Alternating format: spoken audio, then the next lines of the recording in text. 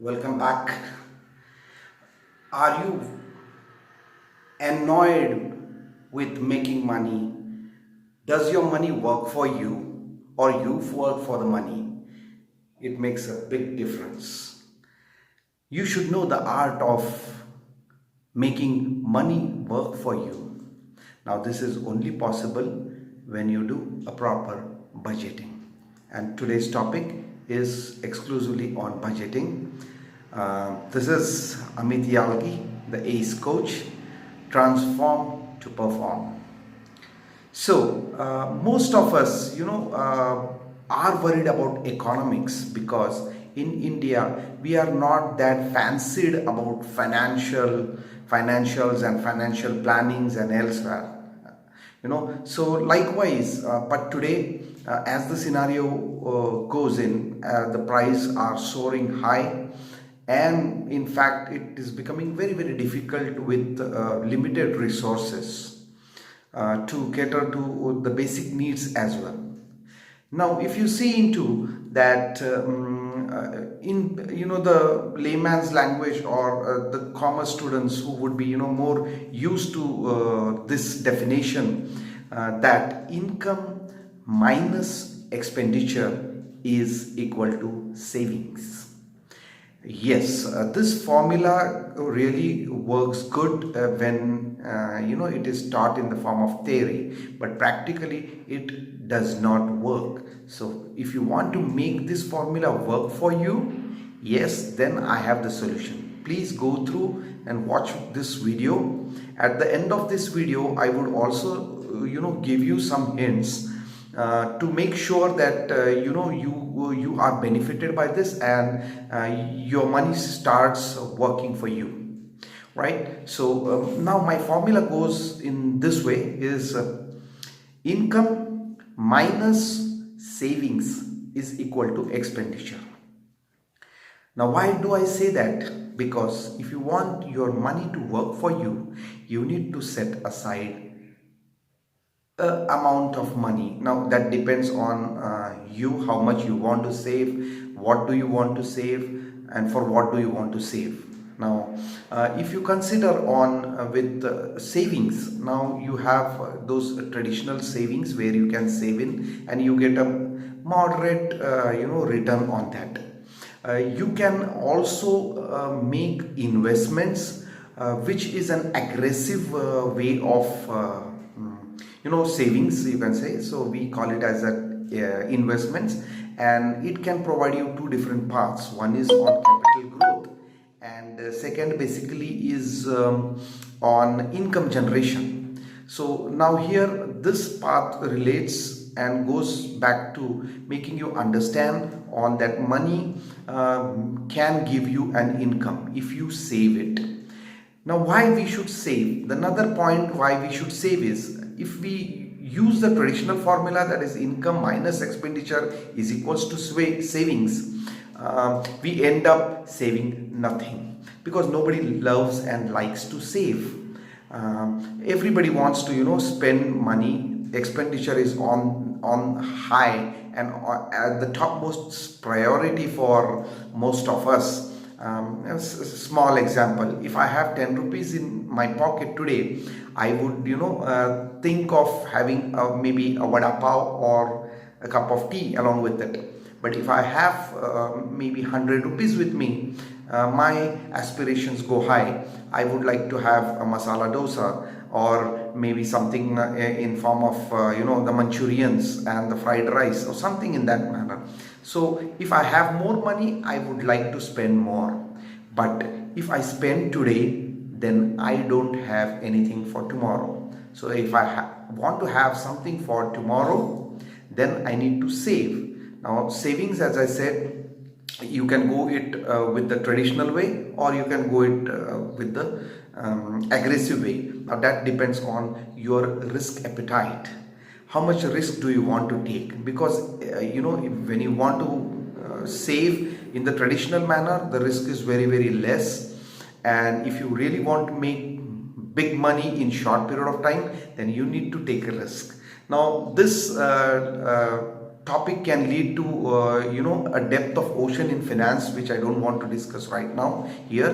Yes, surely maybe in due course of time I may put it on how to make investments and all those aspects of it. But yes, as of now I think let us restrict to savings and expenditures. Now when we set aside the savings, then in whatever ways possible we would try to make the expenses fit into that particular budget. If you increase the budget, you would spend more. If you reduce the budget, you would restrict yourself.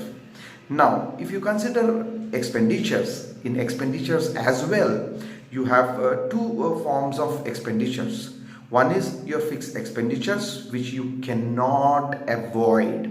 Now that can be your food, clothing, your house rent, your electricity bill, and on and on and on and on, and the list can go, because that is your daily necessity, which is a must. So that becomes your fixed expenditure.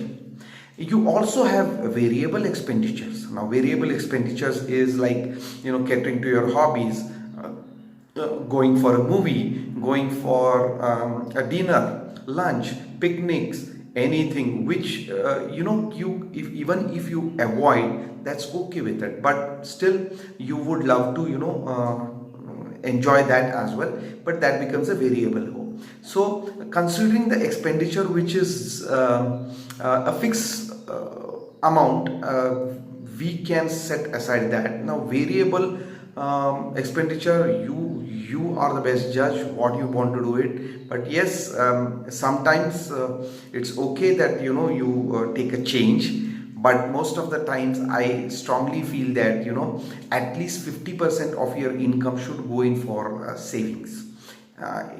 Yeah, again depending on the number of dependents and the number of working people who income generating, in fact members of your family, you need to set aside. But roughly you can say 50% you can save in the initial stage, and 50% you can leave it to your expenditures.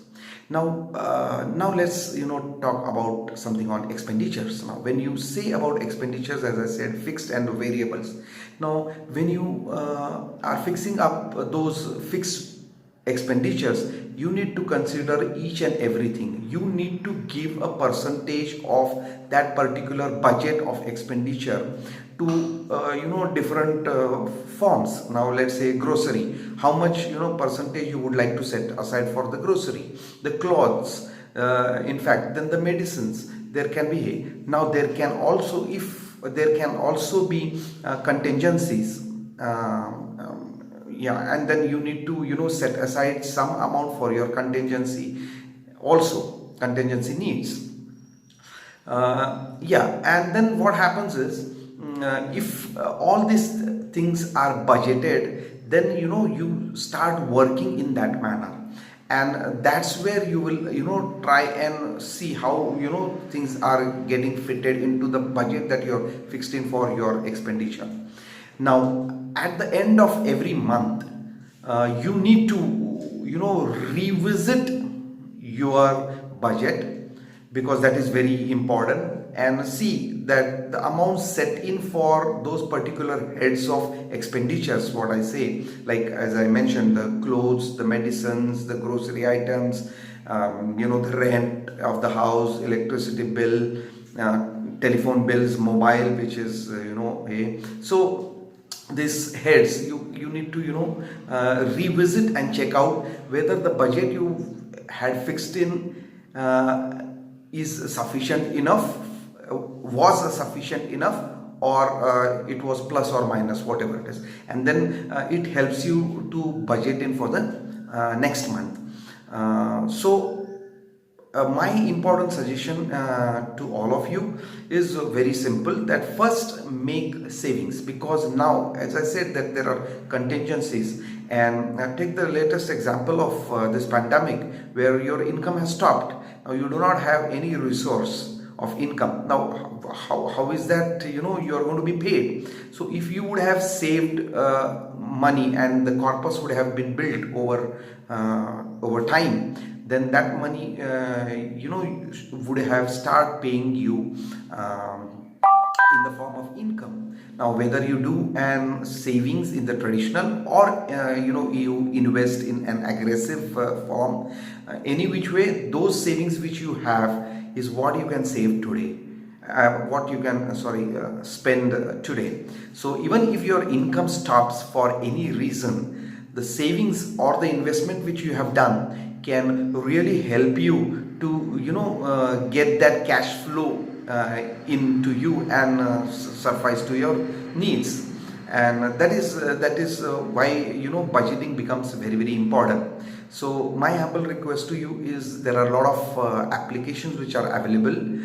You can download on your mobile, Androids or Apple or whichever phone you have.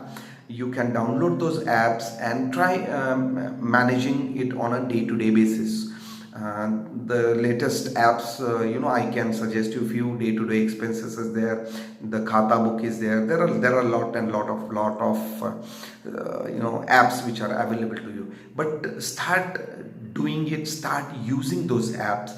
Try and see. Now these apps are so beautifully developed that you get pie charts of your expenses. You have different heads. You can create different heads, right? And maybe if you want any more details about any of these apps, then you can directly connect to me or Buzz, or you can put your comments or your questions to me and queries to me, and I should be able to make you understand on that.